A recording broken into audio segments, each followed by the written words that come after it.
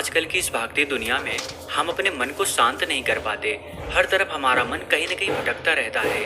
हमारे मन में तमाम तरह के विचार आते रहते हैं जो हमें परेशान करते रहते हैं। ना तो हमें चैन से नींद आती है और ना ही हम सुख शांति से रह पाते हैं। हमारा मन हर समय अशांत रहता है, जिसकी वजह से हम अपने कार्य पर भी ध्यान नहीं दे पाते, जिसकी वजह से हमें कई मुसीबतों का सामना करना पड़ता है। अशांत मन की वजह से हम अपनी जिंदगी को सही तरीके से जी ही नहीं पाते। चिंता और बेचैनी हर पल हमें सताती रहती है। कहते हैं अगर आपका मन शांत हो गया, यानी आप अपने मन को शांत करना सीख गए, तो आप दुनिया की हर एक वस्तु पर विजय पालोगे।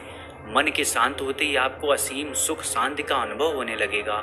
आज की इस वीडियो में हम यही जानेंगे कि हम अपने मन को शांत कैसे करें। दोस्तों, एक बार की बात है, एक गरीब आदमी था। वो हर रोज नजदीक के बौद्ध मंदिर में जाकर वहां साफ सफाई का काम करता और फिर अपने काम पर चला जाता था। अक्सर वो उस मंदिर में अपने लिए रोज मांगता कि हे बुद्ध, मुझे आशीर्वाद दीजिए ताकि मेरे पास ढेर सारा धन दौलत आ जाए। एक दिन जब वो गरीब व्यक्ति उस बौद्ध मंदिर में साफ सफाई कर रहा था, साफ सफाई करने के बाद जब वो प्रार्थना के लिए बैठा तो उसने वही पुरानी बात दोहराई। वो अपने लिए ढेर सारा धन दौलत मांगता। उसकी यह बात एक बौद्ध महात्मा सुन लेते हैं। वे महात्मा बड़े ही चमत्कारिक महापुरुष थे। उन्होंने कई सारी सिद्धियां प्राप्त की थी, लेकिन कभी भी वह अपनी सिद्धियों का गलत उपयोग नहीं करते थे। बौद्ध महात्मा ने उस गरीब आदमी से पूछ ही लिया कि क्या तुम मंदिर में केवल इसलिए काम करने आते हो कि तुम्हें कुछ मिल जाए? उस गरीब आदमी ने पूरी ईमानदारी से कहा, हाँ महात्मा, मेरा उद्देश्य तो यही है कि मेरे पास ढेर सारा धन आ जाए, इसलिए तो यहाँ दर्शन करने आता हूँ। मैं बाजार में पटरी पर सामान लगाकर बेचता हूँ, पता नहीं मेरे सुख के दिन कब आएंगे। महात्मा ने कहा, तुम चिंता मत करो, जब तुम्हारे सामने अवसर आएगा तब ऊपर वाला तुम्हें आवाज नहीं लगाएगा, बस चुपचाप तुम्हारे सामने अवसर खोलता जाएगा। गरीब युवक चला गया। समय ने पलटा खाया। वो अधिक धन कमाने लगा, इतना व्यस्त हो गया कि मंदिर में जाना ही छूट गया। कई वर्षों बाद एक दिन वह सुबह ही मंदिर पहुंचा और साफ सफाई करने लगा। उसे फिर वही बौद्ध महात्मा मिल जाते हैं। बौद्ध महात्मा ने उससे बड़े ही आश्चर्य से पूछा, क्या बात है, इतने वर्षों बाद याद आया? सुना है तुम बहुत बड़े सेठ बन गए हो। वो व्यक्ति बोला, मैंने बहुत धन कमाया, अच्छे घरों में बच्चों की शादियां की, पैसे की कोई कमी नहीं है, पर दिल में चैन नहीं है। मन में आता है कि रोज सेवा करने आता रहूं, पर आ ना सका। हे प्रभु, आपने मुझे सब कुछ दिया, पर जिंदगी में चैन नहीं दिया। बौद्ध महात्मा ने कहा, तुमने वह मांगा ही कब था जो तुम्हें चैन मिलेगा? धन तुम्हें चाहिए था, वो तो तुम्हें मिल गया, तो फिर आज यहाँ क्या करने आए हो? उसकी आंखों में आंसू भर आए। वह वहीं पर उन बौद्ध महात्मा के चरणों में गिर पड़ा। अब कुछ मांगने के लिए सेवा नहीं करूंगा, बस मन को शांति मिल जाए। बौद्ध महात्मा ने कहा कि पहले यह तय करो कि अब कुछ मांगने के लिए मंदिर की सेवा नहीं करोगे, बस मन की शांति के लिए ही आओगे। महात्मा ने कहा कि हम तुम्हें 10 सूत्र के बारे में बताएंगे। अगर तुम उन 10 सूत्र को समझ लोगे तो तुम्हारी जिंदगी में सुख शांति आ जाएगी, लेकिन अगर तुम मेरी उन 10 बातों को सुनने के लिए तैयार हो तो ही मैं बोलूँगा। सेठ ने कहा कि हे महात्मा, आप जो भी कहेंगे मैं आपकी सारी बात सुनूंगा, क्योंकि मैं अब दुनिया से ठोकर खाकर लौट आया हूँ। अब मुझे शांति चाहिए, कृपया आप मुझे वह 10 सूत्र बताने का कष्ट करें। महात्मा ने कहा कि मन को शांत रखने के लिए पहला सूत्र है, किसी के काम में तब तक दखल ना दें जब तक कि आपसे पूछा ना जाए। महात्मा ने कहा कि कई बार यह भी देखने को मिलता है कि कुछ लोग बिना राय मांगे अपनी राय देने लगते हैं और दूसरे के कामों में दखल अंदाजी करने लगते हैं, जिससे कई बार होता है कि सामने वाले को उसकी बातें अच्छी नहीं लगती। जब तक आपसे बोला न जाए तब तक आप किसी के काम में दखलंदाजी ना दें। अगर आप हर जगह इधर उधर की फालतू की बातों में रहेंगे, दूसरे के कामों में टांग अड़ाते रहेंगे, तो आप तमाम तरह के विचारों में उलझे रहेंगे, जो आपके मन को हमेशा शांत करता रहेगा। महात्मा ने कहा कि मन को शांत करने के लिए दूसरा सूत्र है, माफ करना और कुछ बातों को भूलना सीखें। कई बार कुछ लोगों को देखा जाता है कि कोई बात उनके मन में बैठ गई तो वे उस बात पर बार बार विचार करते रहते हैं। यह क्यों हो गया, वह कैसे हो गया, उसने मेरे साथ ऐसा किया। यह सब विचार उनके दिमाग में चलते रहते हैं, जो कि उनके दिमाग को बार बार अशांत कर देता है।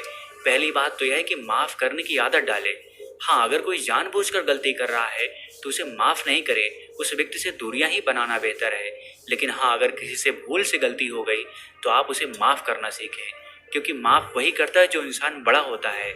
जब कोई इंसान किसी को माफ़ करता है तो उसके मन के सारे नकारात्मक विचार दूर हो जाते हैं, उसके मन में बैठी तमाम प्रदूषित भावनाएं दूर होने लगती हैं, जिससे उसका मन शांत होने लगता है और उसे अच्छा महसूस होने लगता है। इसलिए माफ़ करने की आदत डालें ताकि आपका दिमाग शांत रह सके। महात्मा ने कहा कि मन को शांत करने का तीसरा सूत्र है पहचान पाने की लालसा ना रखें।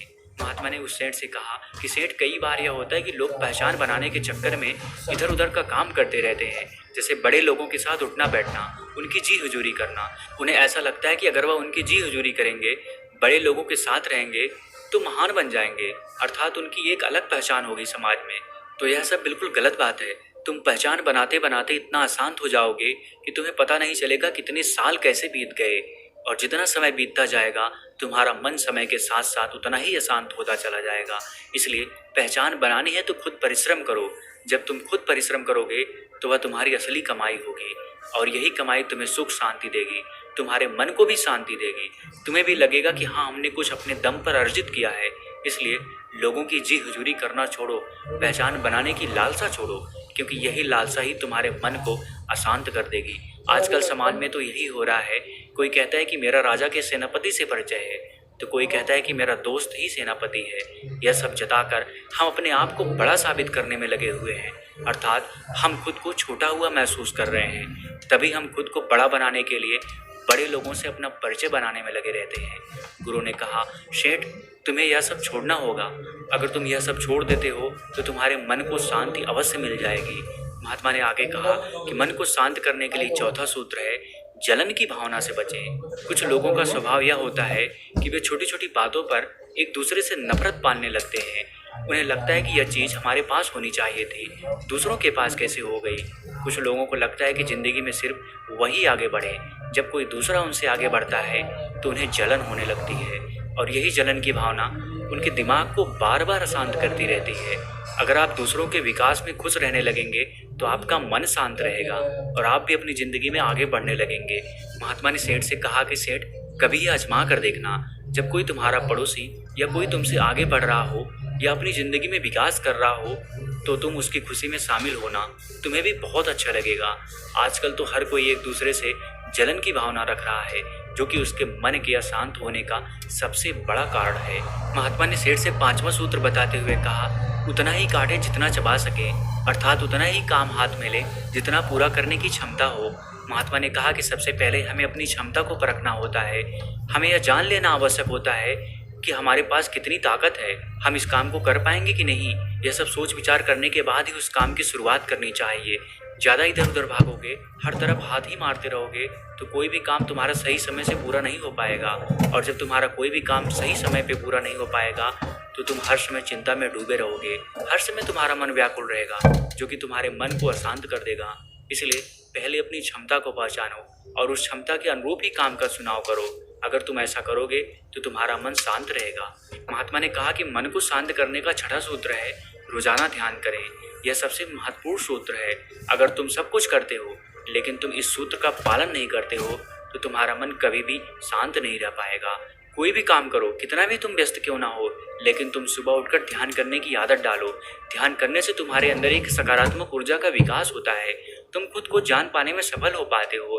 ध्यान से तुम्हारे शरीर की सभी प्रक्रियाएं सुचारू रूप से चलेंगी और शरीर के हार्मोन संतुलित मात्रा में अपना अपना काम करते रहेंगे। इसलिए प्रतिदिन ध्यान करने की आदत डालें, क्योंकि ध्यान ही एकमात्र ऐसा तरीका है जिससे हम कुछ भी पा सकते हैं। महात्मा ने सातवां सूत्र बताते हुए कहा कि खुद को माहौल में ढालने की चेष्टा करें। जिस माहौल में तुम रह रहे हो सबसे पहले उसमें ढलने की कोशिश करो, क्योंकि रहना तुम्हें वही है। मान लो अपने इस भारतवर्ष में जब बारिश का मौसम आता है तो हम अपने अनाज को अपने घर में रख लेते हैं। ठंड का मौसम आता है तो हम ऊनी कपड़े पहन लेते हैं। गर्मियों का मौसम आता है तो हम हल्के सूती कपड़े पहनते हैं। इसका मतलब यह है कि हम मौसम के हिसाब से अपने आप को ढाल लेते हैं। महात्मा कहते हैं कि इंसान वही सफल होता है जो अपने आप को उस परिवेश में ढाल पाता है, परिस्थितियाँ कैसी भी हों। लेकिन अगर तुम उन परिस्थितियों के हिसाब से ढलने में सफल हो गए तो फिर तुम्हारा मन शांत रहेगा। महात्मा ने सेठ से आठवां सूत्र बताते हुए कहा, जो कभी बदल नहीं सकता उसे सहना सीखो। कई बार हम कुछ ऐसे कार्य करने लगते हैं जिसका ना तो कोई सर होता है और ना ही कोई पैर। अगर ऐसा कार्य हम करेंगे तो हमारा समय बर्बाद होगा, इसमें कुछ भी मिलने वाला नहीं है। जो हमारे वश में है हमें उस काम को पूरी ऊर्जा के साथ करना चाहिए। अगर हमें बड़े बदलाव लाना है तो पहले हमें छोटे छोटे बदलाव खुद हमारे अंदर लाने होंगे। बड़ी सफलता अर्जित करने से पहले खुद की छोटी छोटी गलतियों को सुधारना बहुत ज़रूरी होता है।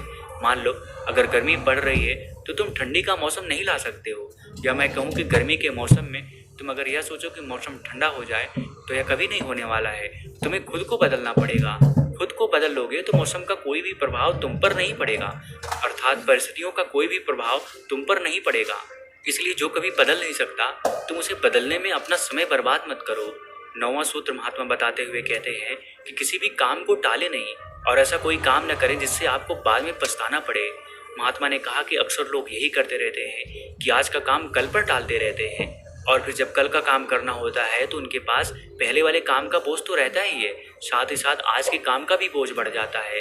तो ऐसे लोग उस काम को नहीं कर पाते हैं। इसीलिए जो आज का काम है तुम उसे आज ही कर लो। आज समय रहते जो भी काम है तुम उस काम को सही समय पर निपटा दो, जिससे कि तुम्हें बाद में कोई पछतावा ना हो। मन को शांत करने के लिए महात्मा 10वां और अंतिम सूत्र बताते हुए कहते हैं कि दिमाग को खाली ना रहने दें। कहते हैं कि खाली दिमाग शैतान का घर होता है। अगर तुम्हारा दिमाग खाली होगा, तुम्हारे पास कोई काम नहीं होगा, तो तुम्हारे दिमाग में तमाम तरह के विचार आते रहेंगे और वे विचार समय के साथ साथ इतने बढ़ते जाएंगे कि तुम्हारे मन को अशांत कर देंगे। इसलिए अपने जीवन में कोई उद्देश्य रखो और फिर उस उद्देश्य की पूर्ति के लिए पूरी सकारात्मक ऊर्जा के साथ जुड़ जाओ। जिसके जीवन में कोई उद्देश्य ही नहीं रहता है या वह अपने उद्देश्य को सही से पालन नहीं करता तो उसके दिमाग में तमाम तरह के फालतू के विचार पनपते रहते हैं, जिससे कि उसका मन अशांत हो जाता है। महात्मा 10 सूत्र बताकर सेठ से कहते हैं कि सेठ, अगर तुम यह 10 सूत्र अपनी जिंदगी में इसका सही से अनुसरण करोगे तो तुम्हारा दिमाग कभी इधर उधर भटकेगा नहीं। तुम्हारा दिमाग हमेशा शांत रहेगा। जब तुम्हारा दिमाग शांत रहेगा तो तुम सकारात्मक ऊर्जाओं से भरे रहोगे। इतना कहकर वे महात्मा मौन हो गए। सेठ इतने साल से मंदिर आ रहा था, पर उसे आज जो मिला वो शायद उसे इतने सालों में कभी नहीं मिला था। अब उसके दिमाग के विचार ठहर गए थे। उसके चेहरे पर एक शांति दिखाई दे रही थी। वह उन महात्मा को दंडवत प्रणाम करता हुआ अपने घर वापस आ जाता है। दोस्तों, उम्मीद है इस वीडियो से आपको बहुत कुछ सीखने को मिला होगा और अगर आप पहली बार हैं तो हमसे जुड़ने के लिए इस चैनल को सब्सक्राइब करना मत भूलिएगा। मिलते हैं अगली वीडियो में कुछ नए विचारों के साथ। तब तक के लिए आपका बहुत बहुत आभार।